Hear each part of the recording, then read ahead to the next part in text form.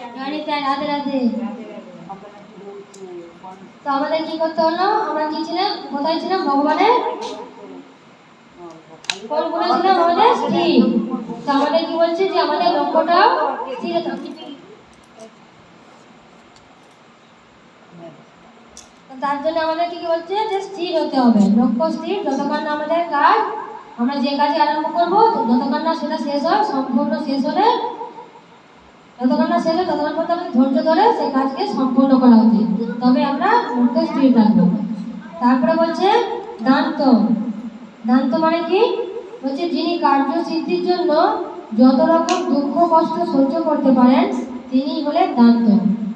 তো আমাদেরকে কি হতে হবে? সেরকম বলছে দান্ত হতে হবে। আমাদের কার্য সিদ্ধি কি? আমরা কি সিদ্ধি চাইছি? আমরা কি সিদ্ধি লাভ করতে চাইছি? যে অন্তিমে নারায়ণ সিদ্ধি, তাই তো? অন্তে আমরা নারায়ণ সিদ্ধি, তো যে আমরা যাতে আমরা দেহত্যাগ করার সময় ভগবানকে স্মরণ করতে পারি, সেটাই তো আমাদের কার্য। সেই কার্য যদি আমাদেরকে সিদ্ধি লাভ করতে হয়, তো তার জন্য কি করতে হবে? না বলছে যত রকম দুঃখ কষ্ট আছে সমস্ত কিছু সহ্য করতে হবে। আর যারা সেই দুঃখ কষ্ট সহ্য করতে পারে তারাই হচ্ছে দান্ত। তিনি হলেন দান্ত, মানে আমাদেরকে দান্ত হতে হবে। কারণ ভক্তি করা মানে যখন থেকে কৃষ্ণ ভক্তি শুরু করবে তখন থেকে জীবনে 100% দুঃখ থাকলে 200% হয়ে যাবে সেটা। কারণ ভগবান আগে সব কিছু কি বলছে? যে যে করে আমার আজ আমি করি তার সর্বনাশ। আজ বলছে যদি না ছাড়ে আমার পাশ তখন আমি হই তার দাসান দাস। তো ভগবানকে আগে, যদি আমরা ভগবানকে পেতে চাই, ভগবান আগে আমার সব সর্বনাশ করে দিবে। তো সেটা আমরা রাজি আছি? আমরা সেই সর্বনাশকে আমরা মানে মেনে নিতে পারবো? যদি আমরা সে বলছি বলে করবে না, অবশ্যই করবে। তো না করছে, না করে থাকছে না। ভগবান বলছেন যারা দেখেছি কৃষ্ণ ভক্ত সবাই প্রশ্ন করে, মাতাজি কৃষ্ণ ভক্ত যারা তাদের এত কেন দুঃখ কষ্ট? প্রভুজি যারা ভক্তি করছে তাদেরই কেন এত দুঃখ কষ্ট? আর ভগবান বলছে দুঃখ কষ্ট হবে নি, কিন্তু পড়াশোনা করছো, পড়াশোনা করলে পরীক্ষা দিতে হবে নি? দিতে হবে তো। তাহলে বলছে যারা ভক্তি করছে তারা পড়াশোনা করছে, তো পড়াশোনার জন্য ভগবান পরীক্ষা নিচ্ছে, তাকে তো শুধু পরীক্ষা পাস করার জন্য তাকে দুঃখ কষ্টই দিবে। আমি যদি দুঃখ কষ্ট না দিয়ে আমি যদি তাকে রাজ অট্টালিকা দিই, অর্থ দিই, তো সে ভগবানকে ডাকবে? তো ভুলে যাবে, ভুলে যাবে। বলছে একজন যেমন একটা ধরো ছেলে স্কুলে ভর্তি হয়েছে, আরে তাকে স্কুলে হয়তো তাকে ইংলিশ মিডিয়ামে ভর্তি করছি, কিন্তু ইংলিশ মিডিয়ামে ভর্তি করলে সেখানে টিচাররা কত বকাবকি করে, কত ডিসিপ্লিন থাকে, নিয়ম থাকে, সেসবগুলোকে তাকে মানতে হবে। সে যখন কষ্ট করে পড়াশোনা করবে, বাবা মার খেয়ে হোক, টিচারদের শাস্তি মানে যে শাসন, সেই শাসনে হোক, যাবতীয় যা কিছু, সে যখন কষ্ট করে মানুষ হবে পড়াশোনা করে, তখন একদিন সে কি হবে? হয়তো সে বড় হয়ে একজন পুলিশ হলো, ঠিক আছে? তাহলে সে মারধর খেয়ে একজন সে পরবর্তীকালে সে একটা চাকরি হলো, সে পুলিশ হলো। আর যে পড়াশোনা করেনি সে তাহলে কি হবে? সে এমনি বাউন্ডুলে হবে, রাস্তাঘাটে ঘুরে বেড়াবে। সে তখন রাস্তাঘাটে কি ঘুরে বেড়ে কি হবে? সে চোর হবে, চোর ডাকাত হবে। তাহলে সে ছোটবেলায় মার খেলো না, সে কোনো কষ্ট পায়নি, কিন্তু টিচার তাকে মারেও নি, মা বাবা বকেনি, সে খুব আনন্দে ঘুরছে ছোটবেলা থেকে। কিন্তু সে বড় হয়ে কি হলো? চোর হলো, ডাকাত হলো। যখন সে চোর ডাকাত হলো, সেই চোর ডাকাত কার কাছে মার খাবে? তখন সেই পুলিশটা, পাবলিক না, সেই পুলিশটা তখন চোর ডাকাতকে ধরে এনে জেলে পড়বে, মারধর দিবে, মারধর দিবে। তো তাহলে কার হাতে মার খাচ্ছে? যে একজন পুলিশ মানে যে একজন কষ্ট করে পড়াশোনা করছিল, যে পড়াশোনা করে যখন কষ্ট করে পুলিশ হলো, সেই পুলিশটা যে ছোটবেলা থেকে মার খায়নি, তখন বড় বয়সে তাকে মার খেতে হলো। তদ্রুপ এখানেও যারা ভক্ত নয়, যারা অভক্ত, তারা এখানে যখন আনন্দ ফুর্তি করছে তাদেরকে নরকে যে মার খেতে হবে। আর আমরা যখন এখানে মার খাচ্ছি, দুঃখ কষ্ট জ্বালা যন্ত্রণা ভোগ করছি, তখন আমরা সেখানে সুখ দেখবো, তখন আমরা ভগবান ধামে গিয়ে সুখী সুখ থাকবো। তাহলে কি হবো? আমরা এখন চোর হবো না পুলিশ হবো? এখন তো ভগবান আবার লুকিয়ে দেখুন, ভগবান কোথায় ঢুকাবে? ভগবান তো সর্বত্র বিরাজমান, এখন এখানেও তো বিরাজমান। ভগবান তো দর্শন করছে, দেখছে তো, সকালে নিজের বসে পরমাত্ম রূপে সবাই দেখছে তো। আর ভগবানের দর্শন করছে। আরে তো তার জন্য আমাদেরকে পুলিশ হতে হলে একটু তো কষ্ট সহ্য করতেই হবে। আর আমি যদি বলি পুলিশ হবো, আমি চোর হবো, তাই চোর হোক, পরে মার খাবে, পুলিশের হাতে সে ডান্ডা খাবে, সেই পুলিশের হাতে ডান্ডা খাবে। আগে থেকে সেইটা সাবধান। তারপরে কি বলছে? যে ক্ষমাশীল, বলছে যিনি তার বিরোধীদের সব অপরাধ ক্ষমা করেন তিনি হলেন ক্ষমাশীল। তো একজন ভক্ত হতে গেলে তার প্রথম গুণ হলো বৈষ্ণবদের 26টা গুণের মধ্যে প্রথম এবং প্রধান অন্যতম গুণ হলো ক্ষমা। বৈষ্ণব মানে তাকে সবাইকে ক্ষমা করতে হবে। যে যত বড় অপরাধী হোক না কেন আমাকে ক্ষমা করতে হবে। আমি ক্ষমা করে দিলাম, ভগবান তার বিচার করবে। আমাকে কেউ যদি গালাগালি দেয়, আমাকে যদি দু চারটা মেরেও দেয়, যা কিছু করে তা আমাকে কি বলছে চৈতন্য মহাপ্রভু কি বলছে, তিনাদপি শুনেছিল তরলূপ সহিষ্ণু মানে না মানে নেব কীর্তনিয়া সুধা বলি। তো আমাদেরকে সবসময় কি হতে হবে, তিনের মতো হবে। তিনের মতো হতে হবে, তিন মানে কি ঘাস, ঘাসের মতো হতে হবে। আমাকে যে যতই বলুক না কেন আমি মাথা নিচু করে চলবো। আর সে যদি কোনো অন্যায় কথা বলে কিংবা অবিচার করে, আমার উপর অত্যাচার করে, তার বিচার ভগবান স্বয়ং করবে, আমি নিজে করবো না। কারণ আমি যদি শুদ্ধ ভক্ত বৈষ্ণব হই, আমাকে এই গুণটা অর্জন করতে হবে। আর আমি যদি তার বিচার করতে যাই, তাহলে ভগবান বলছে আমার আর কি দরকার, তুমি তো নিজে নিজে তার বিচার করে নিল না। তো তার জন্য আমাদেরকে কেউ কিছু বললে আমাদেরকে সহ্য করে রাখতে, ভগবানের উপর ছেড়ে দিতে হবে যে আমি সহ্য করবো প্রভু, তুমি তার বিচার করো। আমাকে তো সহ্য করতেই হবে, না আমি কি করে বৈষ্ণব হবো? আমি সহ্য করবো, তুমি তার বিচার করো। আমি বলবো না যে তুমি তাকে দোষ দাও, যে তুমি ওকে শাস্তি দাও, তুমি তার বিচার করো। বলছে স্বয়ং ভগবান শিশুপালকেও 3 জন্মে ক্ষমা করেছিলেন। শিশুপাল কত পাপ করেছিল, শিশুপাল স্বয়ং ভগবানকে পর্যন্ত গালি দিয়েছিল।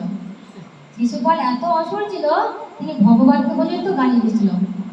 তাহলে শিশুপালকে যদি ভগবান 3 জন্ম ক্ষমা করে, তাহলে আমাদেরকে বৈষ্ণব হতে হলে, সত্য ভক্ত হলে কত গালি দিবে, সে সহ্য করতে হবে আমাকে। কারণ ভক্ত হলে না হয় সহ্য করতে পারলে আমি ভক্ত হতে পারবো না, কিন্তু ভগবান তার বিচার করবে অবশেষে। শিশুপালকে কি ভগবান ছেড়ে দিয়েছিল? 3 জন্ম ছাড়ছিল, কিন্তু যখন তার 100 ঘোড়া পাপের পূর্ণ হয়ে গেল, পাপ তার পূর্ণ হয়ে গেল 100 ঘোড়া, তখন ভগবান শিশুপালকে নিজ হস্তে চক্র দ্বারা বধ করে দিয়েছিল।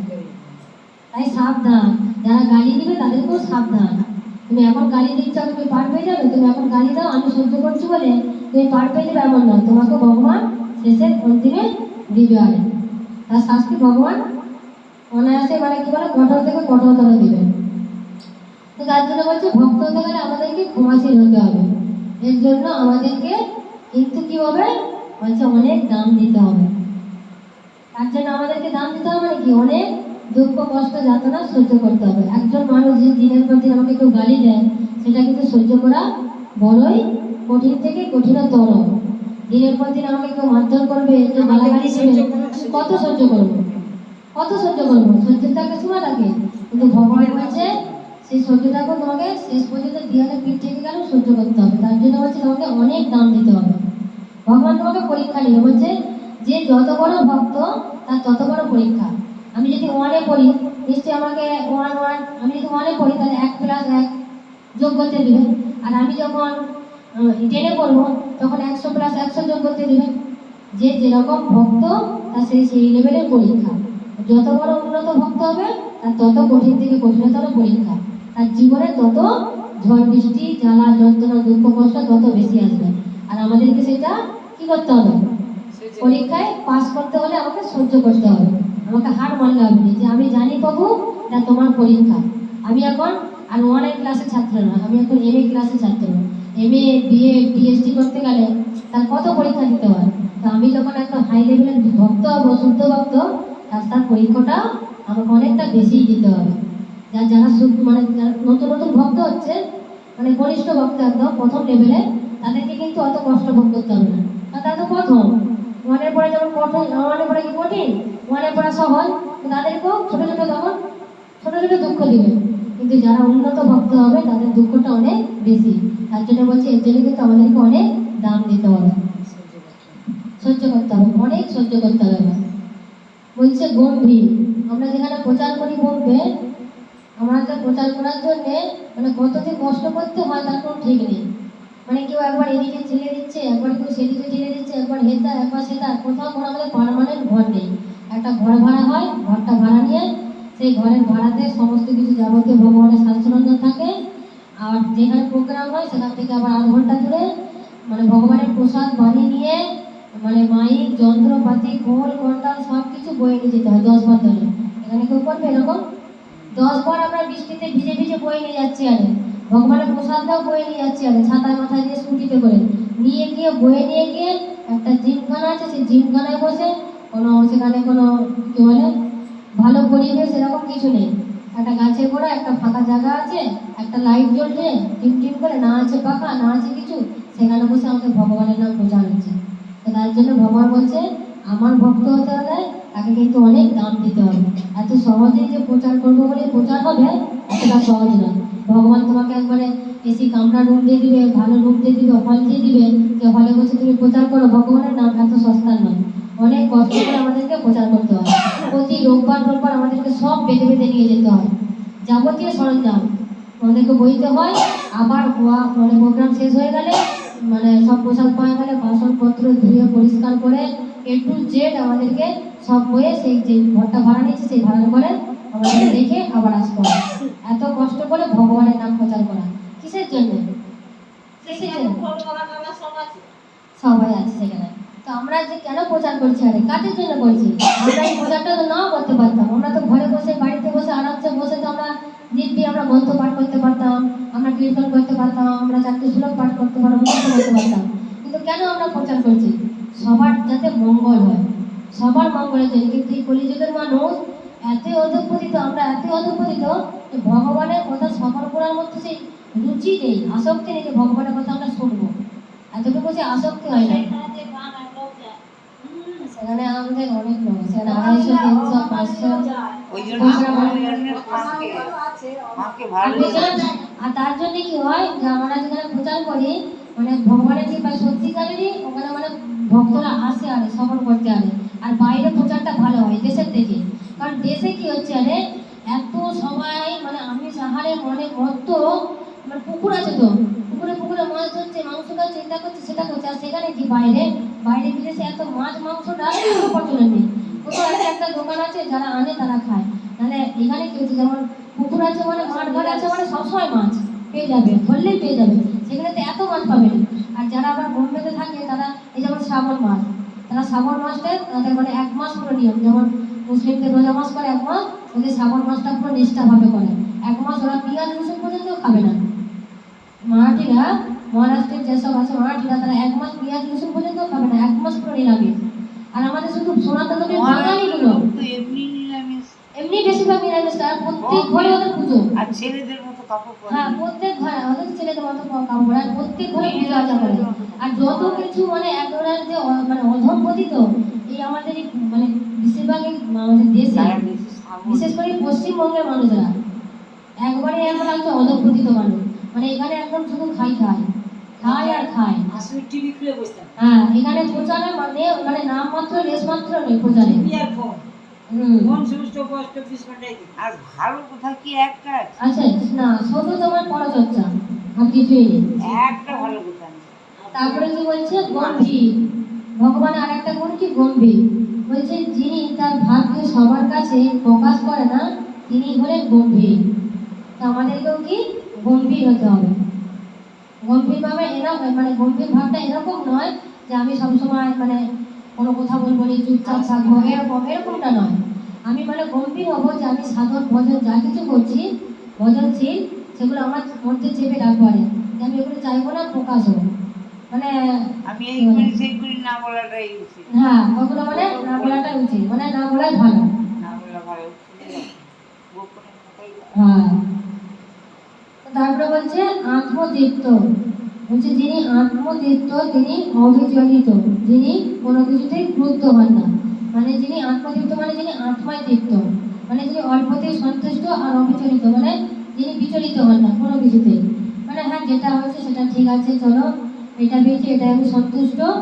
আর কোনো কিছুতে বলছে ক্রুদ্ধ হন না মানে রেগে যান না, মানে কোনো কিছুতে চট করে রেগে যান না, এটাকে বলা হয় আত্মতৃপ্ত। তো আমাদেরকেও সেরকম হতে হবে। আমরা পারছি কোথায়, পরিস্থিতি এমন হয়ে যায় মানে আমরা ক্রোধ করে ফেলি, কিন্তু তাও বলছে যে আমাদেরকে সেগুলো নিয়ন্ত্রণ করতে হবে, ক্রোধ না করা। তারা বলছে সমতা, যিনি কিনা রাগ এবং দেশ থেকে মুক্ত। এটা আমাদের মধ্যে এখনো কারোই হয়ে ওঠেনি। না আমরা রাগ থেকে মুক্ত, না আমরা হিংসা থেকে মুক্ত। আমরা রাগও করছি আর অপরের উপর হিংসাও করছি। তা আমাদের মধ্যে আসবে সমতা? সমতা আসবে না। তো আমাদেরকে আনতে হবে, চেষ্টা করতে হবে। এক জীবনে না হয় আমি পরের জীবনে হবে, কিন্তু আমাদেরকে চেষ্টা করতে হবে। যে কোনো মানুষ একবারেই মাধ্যমিক দিতে পারে না, তাকে 10 ক্লাস পড়তে হয়, সেরকম আমাদেরকেও একইবারে হবে না, আস্তে আস্তে আমরা ধাপে ধাপে উঠবো। তারপরে বলছে বদান্য। কে বদান্য? অরিজিৎ কে বদান্য? স্বয়ং চৈতন্য মহাপ্রভুর মন্ত্র আছে মহাবদান্য।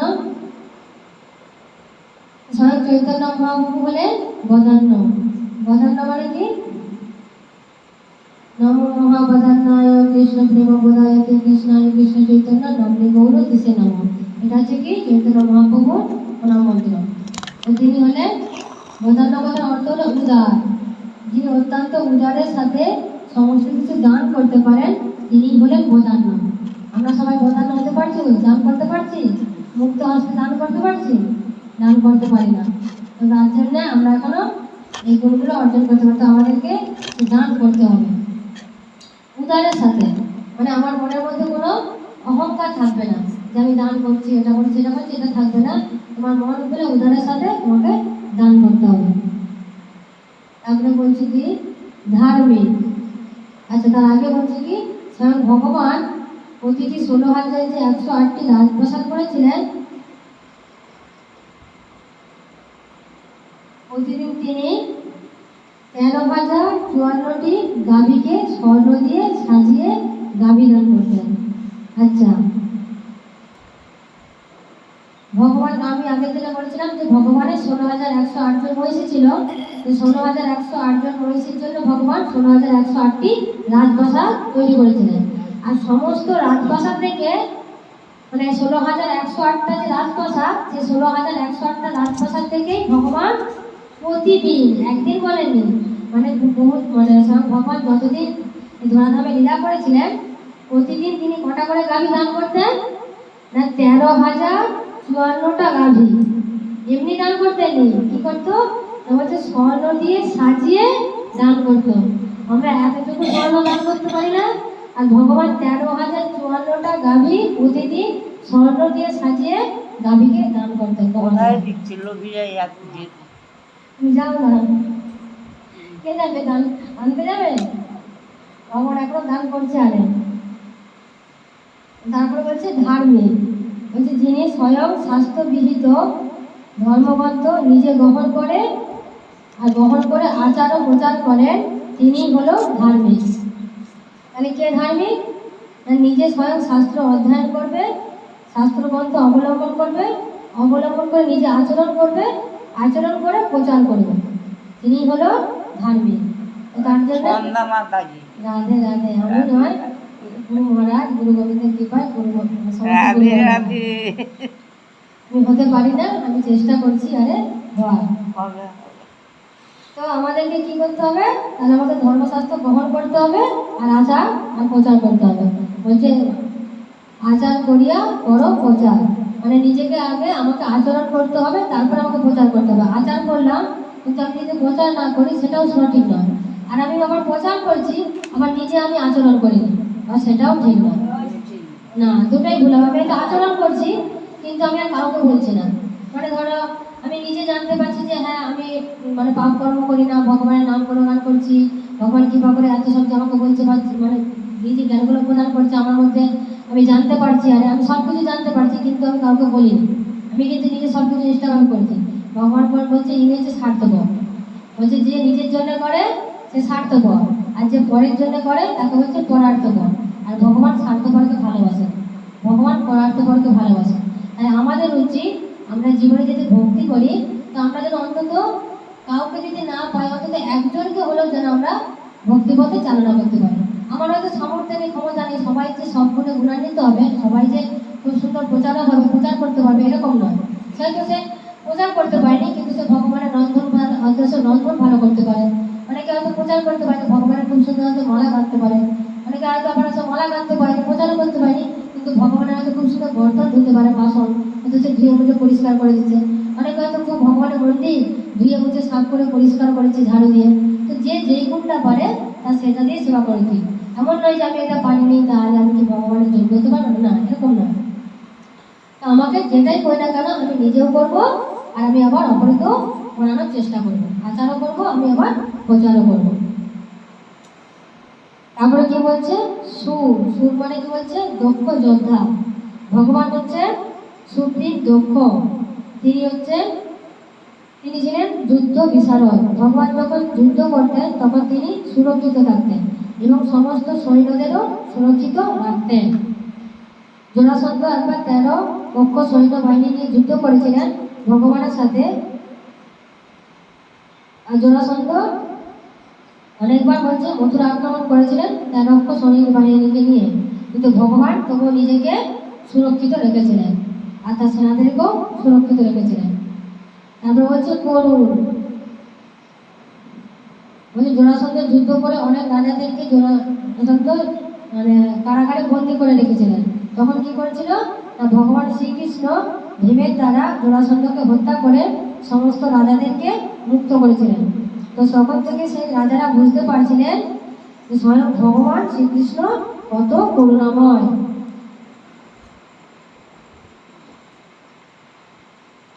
তারপরে কি বলছে যে জীবাত্মা মানে হলো প্রকৃতি, স্বয়ং ভগবান হলো একমাত্র পুরুষ, বাকি সব হলো প্রকৃতি। এই যে আমরা পুরুষের আভিজাত্য করি, স্বয়ং বলছে এই জড়জগৎ হোক জগৎ হোক একমাত্র পুরুষ হলে স্বয়ং ভগবান, বাকি সব কি প্রকৃতি। যত পুরুষ আছে এনারা হলো সব প্রকৃতি।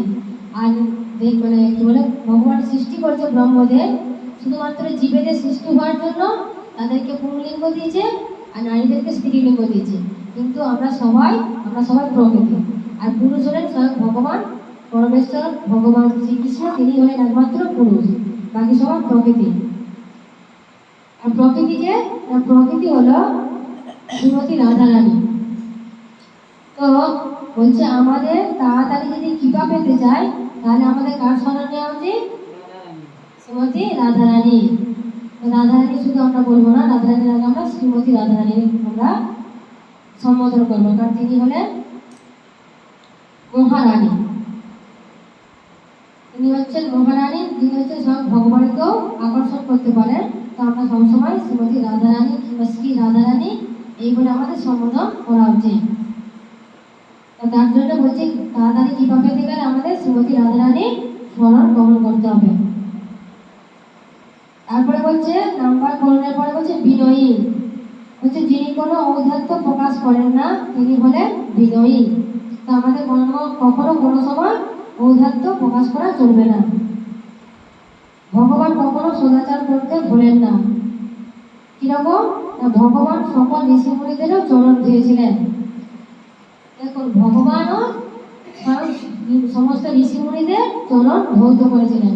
আর আমরা যদি গুরু মহারাজের চরণ ধৌত করে সেই জল আমরা যদি পান করি, বলছে বাবা কি ভক্তি, হ্যাঁ কি ভক্তি, গুরুদেবের আমার চরণ ধৌত জল পান করছে। আলু তোলা খেলে না আবার মানে কতটা মূর্খ হলে আর কতটা আমরা পতিত হলে তবে আমরা এইসব কথাগুলো বলতে পারি। স্বয়ং ভগবান তিনি সমস্ত ঋষিমণিদের চরণ মানে পদে ধৌত করেছেন। আর তুমি আমি কি মানে আমি তুমি কোন চাই?